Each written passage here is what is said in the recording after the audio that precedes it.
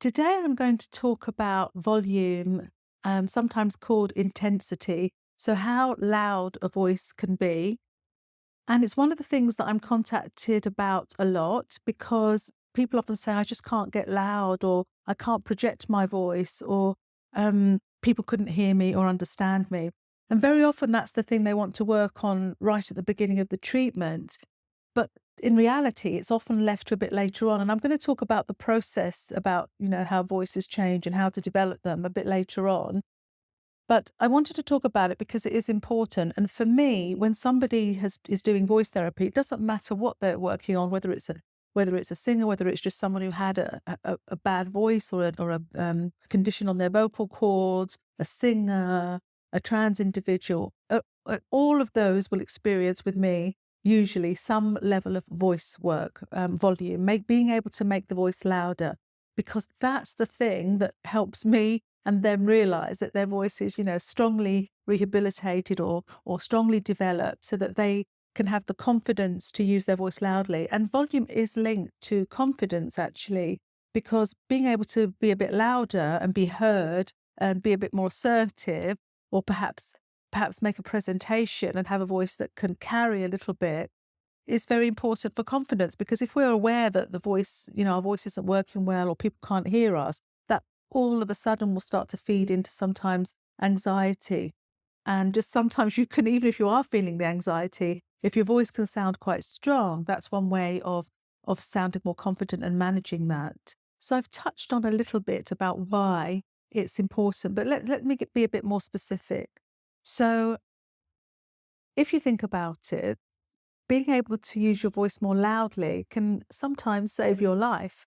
For example, when if someone's in a burning building, or you see a building burning, what you want to shout out quite loudly is fire. Or if someone's drowning, or if you're drowning, you want to shout out help. And you want that voice to be able to project. Or, if you're in trouble, sometimes that's the word that you might want to call out. So even for short snippets of time, being able to project your voice as best as you can be a really or helpful, if not life-saving, thing to be able to do. But in the everyday, if you think about people's jobs, so teachers, for example, need to have a voice that usually carries over a certain amount of space. I know sometimes there are mics now, but really to be able to sound in control of a class, you need a voice that has a certain amount of carrying power. And teachers often make up a voice therapist caseload quite a lot, because they're often getting into vocal trouble, because they have a heavy vocal load. And then on top of the fact of that, they have to cover spaces with their voice.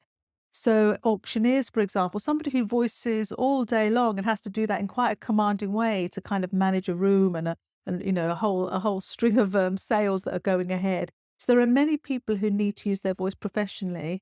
And then, of course, there's the performer side of things, where people, sometimes actors, have demanding roles that require them to use their voice more loudly, very assertively, sometimes in different character voices, and to cover stages and spaces.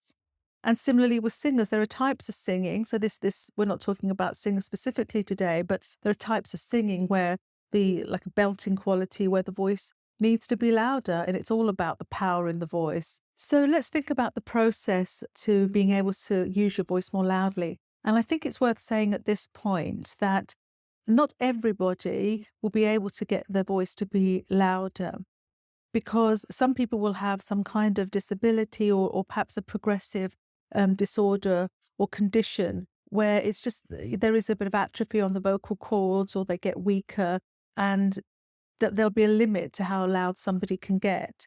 And, vocal cords that are very damaged, for example, there may be a limit to how loud that voice can get. And then we look at other things to help amplify sound. But for somebody who's got a vocal tract that's intact, and there isn't a progressive degeneration going on from some disease process, can learn to use their voice loudly. And often when people come for therapy, there is some damage to the vocal cords. Perhaps sometimes it's just stuff that resolves, like a bit of inflammation. Other times it can be something that actually directly affects the vocal fold, like a paralyzed vocal cord, perhaps after having a surgery. So in those cases, or where somebody comes with a lot of tension, either there's nothing actually wrong with the vocal cords, but there's a lot of tension in the larynx, there is no way that somebody's going to be able to call out loudly if they have a very tight, squeezed, tense throat. So that's why it's really important to start with release of tension for many people in the larynx, or rehabilitating the vocal cords. So if there's a paralysis, you try and improve the function of that vocal cord so that it moves better. Sometimes it works just with therapy alone and a bit of time, and sometimes it might need to be in combination with some voice surgery to help that cord. And at some point, if that becomes fixed, you can then start to build the stamina of the voice. So it's always rehabilitation, releasing tension, at least in my method, and then going on to stamina building so that the normal level voice can be used more loudly and for longer. It doesn't have to be too loud, but just fairly normal audible volume. And then through the process of therapy and exercises, the next stage, what I usually put into the final stage of therapy, is what I call the more advanced aspects of voice work, which is usually voice projection or raising volume and things like maybe pitch variation and sometimes singing work. But those advanced aspects are not things that could be done right at the start. It could lead to more vocal injury.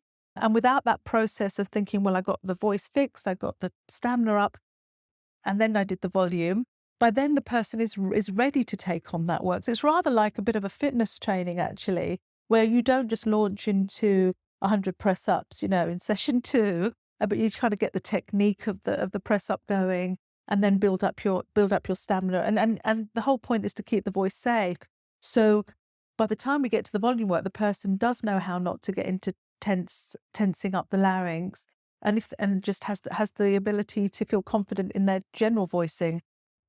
And then building up the volume it's actually not rocket science. I think the method that I use really for doing this is not too complicated, but I think doing it with somebody is very helpful.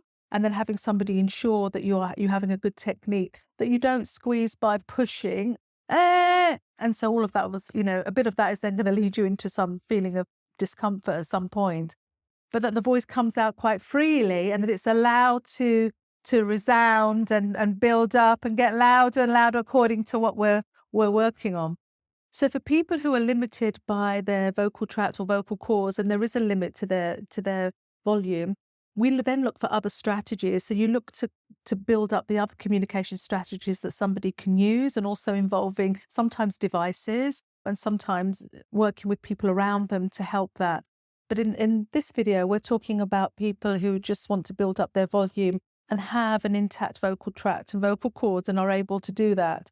The thing that we work against is people doubt that process and doubt their ability, because they might say to me something like, I've always been quiet, I've never really been able to be heard very well, or my voice goes creaky really easily. But once we go through the process of resolving some of the tension or the quietness, and sometimes you do have to address some emotional aspects to the person, or at least give them the confidence to use the louder voice, even if they are doubtful or shy, because no one uses a loud voice all the time. We're not designed or need to use a loud voice all the time. But there are times, noisy restaurants, life is increasingly noisy. Sometimes on the tube, I have to cover my ears. The tubes can be noisy, the streets can be noisy, and restaurants can be very noisy. And so there are times where just being able to rise a little bit above that background din and get your voice heard, and then not feel at the end of it that everything hurts in your throat. That's very important, to be able to use the voice a bit more loudly and without hurting yourself, at least for a period of time, of a meal or a short conversation. That's a really good achievement, especially for people who haven't been able to be loud. And also sometimes in work meetings, people often say to me, people talk over me a lot, I can't really get my point across. And again, being able to, sometimes use a more assertive tone makes people sound more confident or gives them the confidence. So it's very much chicken and egg, but all in all, it gives the appearance of somebody being more confident, which is often half the battle with confidence, even if inside you might still feel a bit unsure. So if you're thinking about working on your voice and you're not sure and thinking, well, I'm just a quiet person, there's usually an awful lot that can be done as long as you seek some guidance. If you found this video helpful, be sure to subscribe to the channel and press the like button.